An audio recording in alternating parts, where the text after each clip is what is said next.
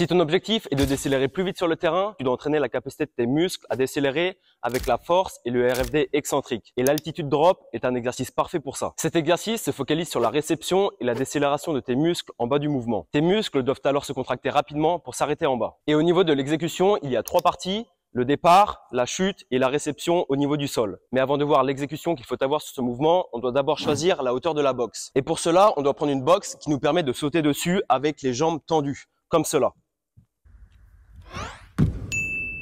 Si tu n'arrives pas à atterrir dessus avec les jambes tendues, alors la boxe est trop haute et tu dois démarrer sur une boxe plus basse. À l'inverse, si tu arrives à sauter plus haut, tu peux déjà démarrer avec une hauteur plus haute. Ensuite, pour l'exécution, donc on a d'abord la position de départ, qui doit se faire au bord de la boxe avec les mains au niveau de la tête. Une fois dans cette position, je vais me laisser tomber, donc un pied ou l'autre devant, et je vais vite amener mes bras vers le sol et finir au niveau de la hanche.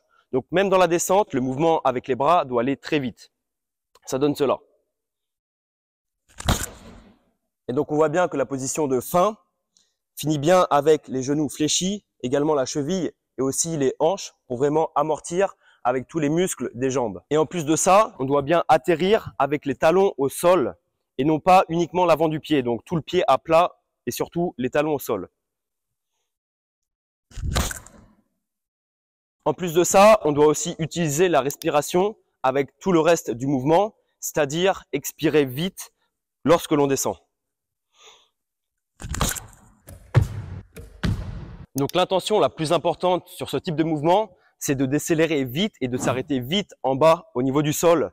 Il ne faut pas du tout être passif et au contraire être très actif sur la capacité à pouvoir décélérer en bas du mouvement. Quelques détails supplémentaires au niveau de la réception, c'est-à-dire est-ce qu'il faut plus fléchir beaucoup tes cuisses ou au contraire arriver à avoir un angle de flexion très faible.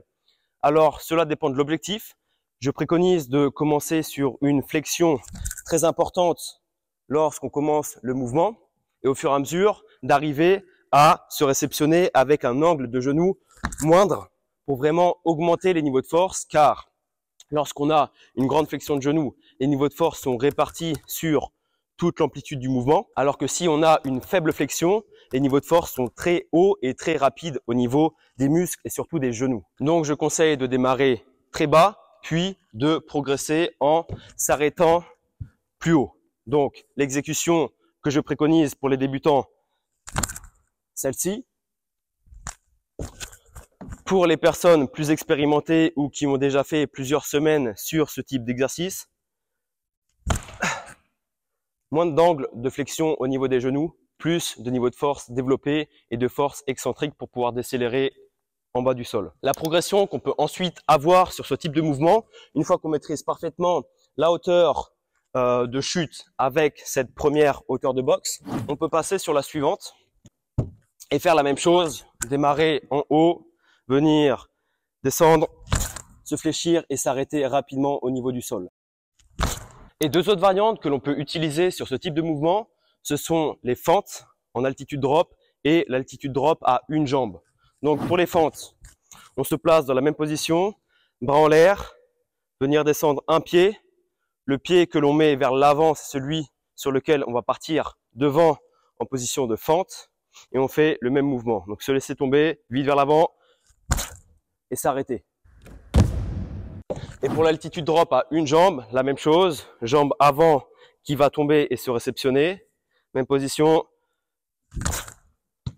Il est plus difficile et ça demande plus de stabilité au niveau de la réception. Donc il faut prendre le temps et démarrer tranquillement, voire même peut-être plus bas que lorsque l'on démarre à deux jambes. Même chose, vers l'avant. Et vite s'arrêter avec une jambe. Au début, on se fléchit beaucoup, puis on diminuera l'angle de flexion au fil des semaines. Pour finir sur ce type d'angle-là. Et une autre progression que l'on peut utiliser en plus d'augmenter la hauteur de la boxe, ça va être le fait de faire un saut légèrement vers l'avant et vers le haut pour augmenter la vitesse de décélération du mouvement. En squat, ça donne cela. En fente, même chose, un saut vers l'avant et vers le haut. Et pour finir à une jambe.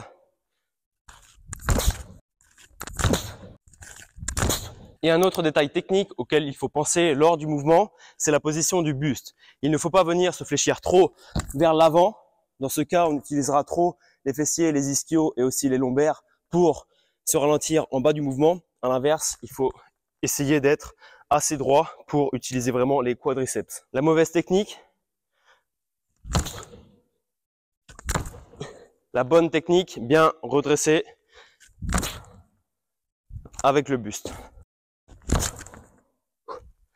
La même chose en fente, encore plus ici, où plus on se penchera, plus ce sera le fessier de la jambe qui est devant qui va être engagé. À l'inverse, on reste droit. La mauvaise technique et la bonne technique avec le buste redressé. Et pour finir, la même chose à une jambe avec la mauvaise technique en se penchant vers l'avant. Ici, si on se penche trop en avant à une jambe, on va compenser le manque de force qu'on peut avoir au niveau du quadriceps et tout prendre au niveau des fessiers et de la chaîne postérieure, comme sur les autres mouvements, mais encore plus sur celui à une jambe. La bonne technique cette fois-ci,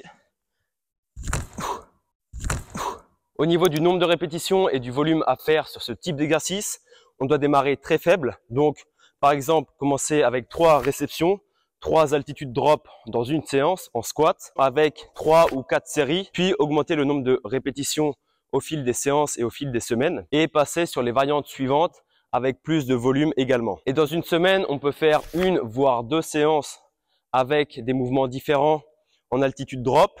Et on peut faire des cycles de 4, 5, 6 semaines sur ce type d'exercice pour vraiment améliorer la capacité de tes muscles à décélérer en bas du mouvement. Tu as donc toutes les informations pour utiliser correctement l'altitude drop dans tes entraînements. Encore une fois, attention, c'est une méthode d'entraînement qui est complexe. Il faut donc commencer progressivement avec une faible hauteur de boxe, avec un volume très faible au début, puis utiliser les variantes comme j'ai démontré en squat, en fente et à une jambe pour vraiment progresser lentement et arriver à atteindre tes objectifs de décélération.